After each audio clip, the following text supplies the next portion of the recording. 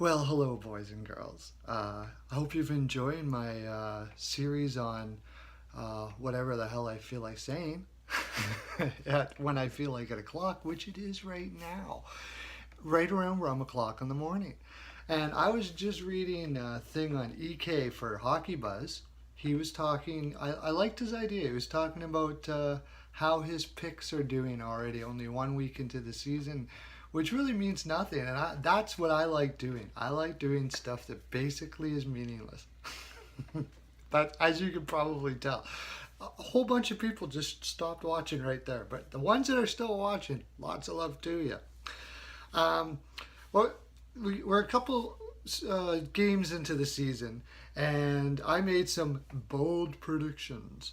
One of which was Buffalo to make the playoffs, and I talked a little bit about that, a lot about that already, on my question and answer. Harold from Australia asked me why the hell would I pick Buffalo, and they come out and crap the bed for two games. Lehner shits the bed, and then uh, their backup Johnson does pretty much the same, and then Lehner comes in and looks all right.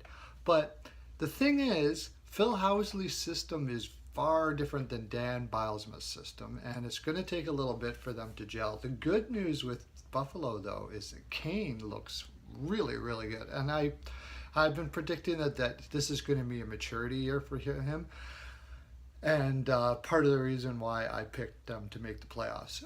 My other picks, like for instance, I took Chicago to not make the playoffs. Now, after two games here, I am not comfortable with that pick because it looks like these Ruda and Forsling, like I don't even know what a Forsling is, but apparently it's a pretty decent defenseman because they're playing very well. And if their defense is going to be okay, Chicago will definitely make the playoffs. It just did not look good on paper.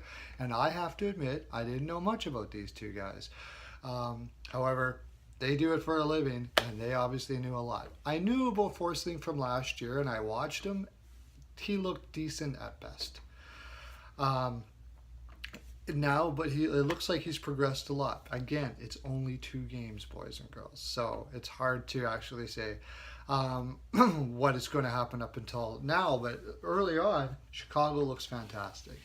The Edmonton Oilers, I picked them to win the East. However, I did so with trepidation, and the reason why I did so with trepidation is because I don't like their transition game, especially with Sekera not in there, and it's hard to win in the NHL without a solid transition game. However, with their crop of forwards, McDavid and Draisaitl, Lucic, they should be able to make up for that very, very well. And I thought, and I still think, that Benning and Nurse are going to make huge strides this year. However, early on, it doesn't look that way. And if they don't, Edmonton's going to be probably maybe third or fourth in that division. So that's, and also their goaltending from last year was fantastic, and for the first two games it hasn't been the best. I imagine that will change. A few other things I took from watching the games that I can watch is Gallant looks like a fantastic coach in Vegas, but there's something to be said if you want to know how much a coach is a factor into winning and not winning. Look at teams like Vegas where you don't have the talent, but you have a system in place that is good for the talent that you have. It's a very defensive game. Boucher did it in Ottawa, and Gallant is doing that in Vegas, and I imagine they're going to win a few more games than people expected. However, they go 2-0. By the way, Neil, he's like one of the oddest guys. If he plays on a team where he's like the best guy on the team, and there he is, he seems to just light it up. But as soon as he's overshadowed, like he was in Pittsburgh, and not so much in Nashville, but he was better in Nashville, but especially in Pittsburgh, he seems to just kind of doesn't like it too much. So he'll be an interesting pickup for anybody out there that is looking to add some scoring at the trade deadline, and something to watch out for. I've just noticed that with him. He's always seems to be that way. Oh, by the way, again, I don't know if anybody knows, and I'm not back from Pilates. I'm going to be going to Pilates later. I'm just waiting for my pre-nap massage right now. My masseuses are out for their break. I give them a 15-minute break around this time because I'm reasonable. But I have a new sponsor that I keep on forgetting to mention. That's Chinky's House of Pilates and Yoga. Chinky, Chinkee, House of Pilates and Yoga. They're all over the place. They're everywhere. Wonderful, wonderful place to get your yoga on and do your Pilates. I personally love it. There, I said it. More from what's going on in the NHL.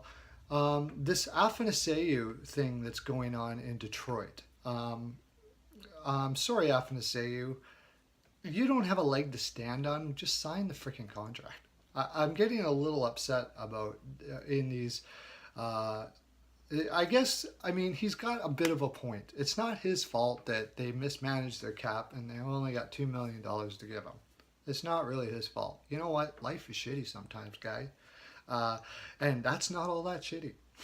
$2 million 2-year contract, if that's what you're going to get, you pretty much got to take it. You don't have a leg to stand on. There's nowhere to go. They're not going to trade you. You can go back to Europe if you want to. I don't know if you're going to make that much money there or not, but you're going to be in Europe. And after 2 years in Europe, you can try to come back and probably you'll end up taking a loss then you wouldn't take now. I don't know what your agent's telling you, but in this stage of your career, I would just eat the $2 million, be happy, go get yourself 30 goals because you have the talent to do it, and cash in at the end of your 2 years. You're set. There's other players that have signed contracts similar to you as well. You don't hear them whining and complaining. Suck it up, dude. And I'm normally on the player's side on all of these things because, as far as I'm concerned, they are what make me watch, not owners. I don't watch for owners. And you say, well, if it wasn't for that owner, you wouldn't have a team. I'm pretty sure there'll be somebody else to pick it up. All right, and they got tons of money anyways. I don't really feel sorry for them. So I try to get. I want the players to make as much as they possibly can. But in this case, man, you're just looking stupid. Anyways, that's my full 42%, boys and girls. I hope you've enjoyed. I hope you have your study material out and you're writing all this down because it's going to be essential pearls of wisdom for the season. Have a great day. Lots of love to you.